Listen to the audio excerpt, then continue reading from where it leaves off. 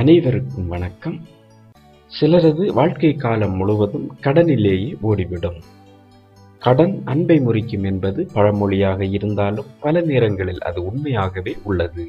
நம்மில் பலருக்கும் மற்றவர்களிடம் கடனாக வாங்கும் பழக்கம் இருக்கும்.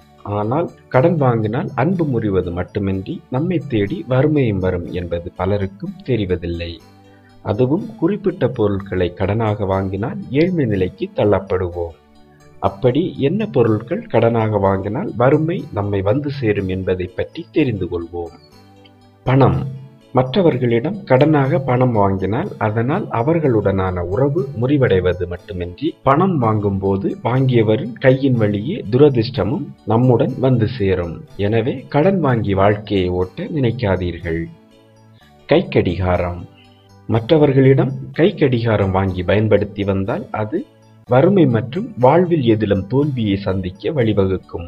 எனவே யாரிடமும் கைக்கடிகாரத்தை வாங்காதீர்கள். பேனா. ஒருவரிடம் பேனாவை வாங்கி அதை திருப்பி கொடுக்காமல் அப்படியே நாம் வைத்துக் கொண்டால் அது மிகவும் மோசமான வறுமை மற்றும் அவமானத்தை சந்திக்க வழிவகுக்கும். எனவே பேனாவை வாங்குவதை தவிர்த்து விடுங்கள். உடைகள். குடும்பத்தினர் மற்றும் நண்பர்களுடன் உடைகளை பகிர்ந்து கொள்வது என்பது நல்ல ஐடியாவாக இருக்கலாம். ஆனால் அப்படி உடைகளை பகிர்ந்து கொண்டால் அது நிதி பிரச்சனைகளை உண்டாக்கும். படுக்கை. வாழ்க்கை துணையை தவிர மற்றவர்களுடன் படுக்கும் படுக்கையை பகிர்ந்து கொள்வதை தவிர்க்க வேண்டும். இல்லாவிட்டால் அது இருவருக்குள்ளும் அடிக்கடி சண்டையை வரவழைப்பதோடு உறவை முறிவடைய செய்யும். கைக்குட்டை.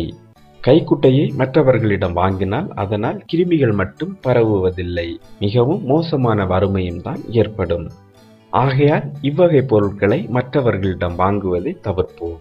மேலும் வீடியோக்களுக்கு சேனலை சப்ஸ்கிரைப் செய்யுங்கள்.